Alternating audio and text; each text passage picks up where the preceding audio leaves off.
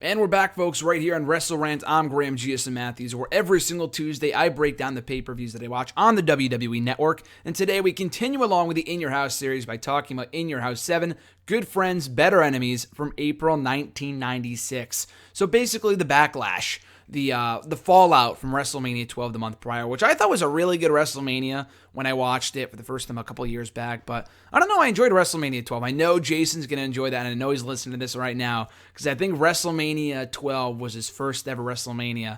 But yeah, I enjoyed it. I thought this show was not quite as good at all. Kind of a shitty show overall, really. The main event was exceptional. I'll get to that right now. But anyway, so kicking out the show, a tag team match. Owen Hart and the British Bulldog taking on Jake Roberts and Ahmed Johnson. This fucking sucked. I mean, you had Owen Hart and British Bulldog. They had good chemistry as a tag team. Jake Roberts, at this point in 96, they had the whole resurrection, no pun intended. I know they came out with that documentary by DDP a couple of years ago, but the whole redemption story with Jake Roberts, he was fucking out of shape. He was terrible by that point. I know he was a prominent figure on WWE TV throughout 1996.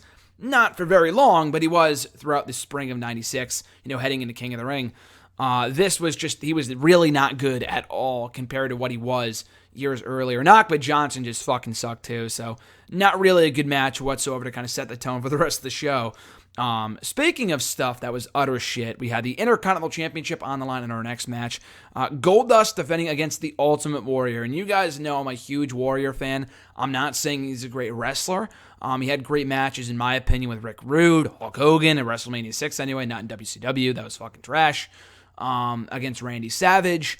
But the feud with Goldust, I guess, was a decent way of bringing him back into the fold in a prominent way against a current champion. He didn't win the belt here. He won the match via countout, but it was such a waste of a match. Goldust had a knee injury or a leg injury. It might have been legitimate. I'm not really sure, but they did the match anyway.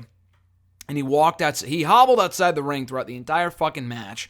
And whoever was with him, not Marlena, but some other random guy, just took a bunch of bumps for him from the Warrior, and that was pretty much it. So fucking was terrible. They really delayed and wasted time the entire time, with Warrior playing with Goldust's little director's chair and all that other shit. This was just absolutely terrible. So like I said, Warrior won via countout to continue the feud, but he never ended up beating Goldust for that IC championship. He was gone shortly thereafterwards anyway. I think he was gone by June or July, and that was it for the Warrior in WWE for the next 15, 20 years. After that, we had Vader taking on Razor Ramon in a decent match, really not that great, but as Razor Ramon, I believe Razor Ramon's final pay-per-view match. I said that in my last review. I wasn't sure. He did leave for WCW right after this. They were pretty much not burying him on the way out. This wasn't a squash match, but Vader was on offense throughout most of the bout, and it was about a 15-minute match. So they had some good time, and they told some good stories with Razor Ramon's leg giving in when he tried to give the Razor's Edge to Vader, which was comical. Did not come off well when he I don't think it was a botch because he was not supposed to execute it, and Vader just kind of fell to the ground. It didn't look good, but I think that was the point though. Then Vader capitalized off that with some help from Jim Cornette and won the match to kind of help him build momentum heading into a WWE Championship program with Shawn Michaels over the summer. He would go on to face Yokozuna, which I'm not looking forward to watching at all, in the next In Your House, which they announced here. Vader did put Yokozuna on the shelf right before this, so that kind of makes sense from a storyline standpoint, but I'm sure the match was no good. And they did set up that match a couple months earlier at the last In Your House show, right before WrestleMania, so I get why they did the match, but I'm sure it wasn't good. You guys probably know better than I do, but we'll find out when I talk about it next week and I watch it in time for next week's edition. But anyway, this was a good match. Vader won. After that, the Body Donnas defending their tag team titles against the Godwins. This was also trash. This was not really good at all. Sunny was really the only worth watching aspect of this match at ringside. She was a great manager, and it's sad for how far she has fallen since then. She was so odd. I say this all the time.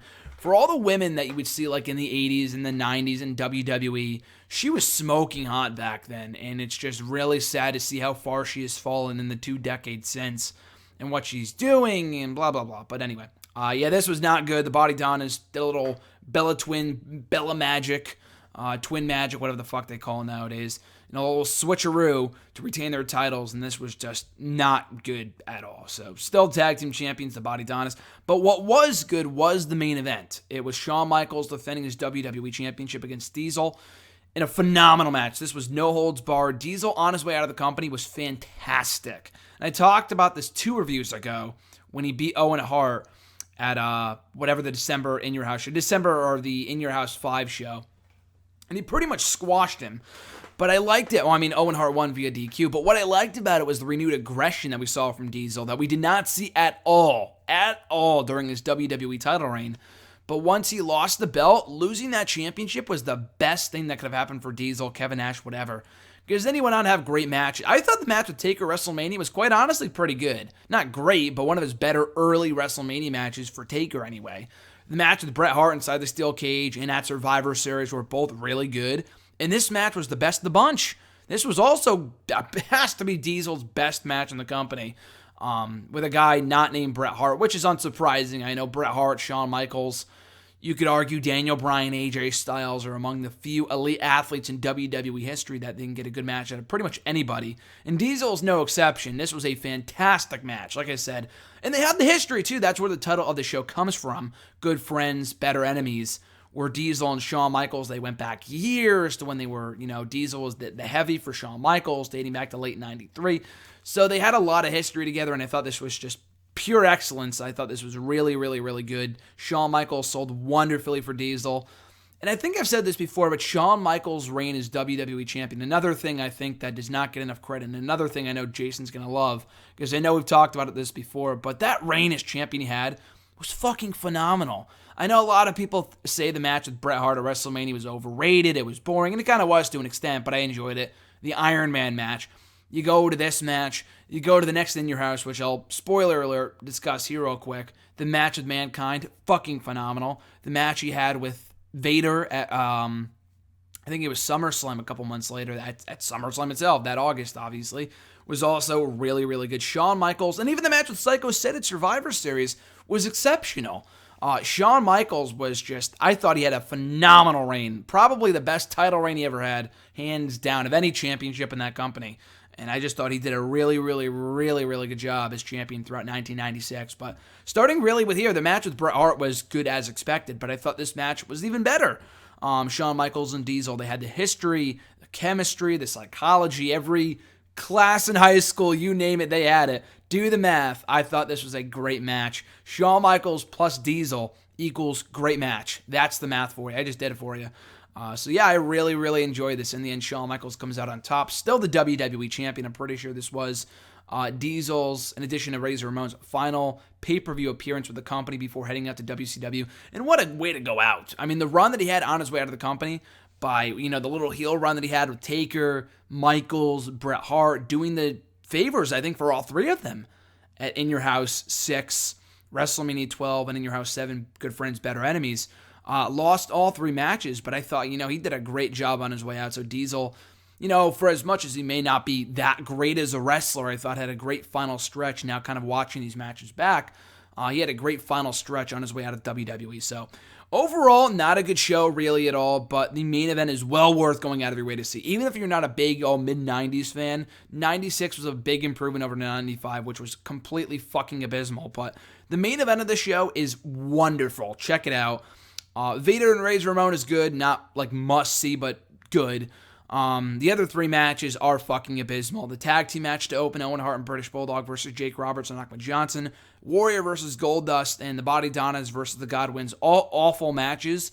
And I know the show is only like an hour, 41 minutes long. So if you watch it, you're not taking up too much of your time as you would be like a 3, 4, 5 hour pay-per-view. But still, I don't know if I would watch the entire event back, in full. But the main event is, I cannot stress enough how good that match was, how excellent that match was. So check it out back on the WWE Network, In Your House 7, Good Friends, Better Enemies.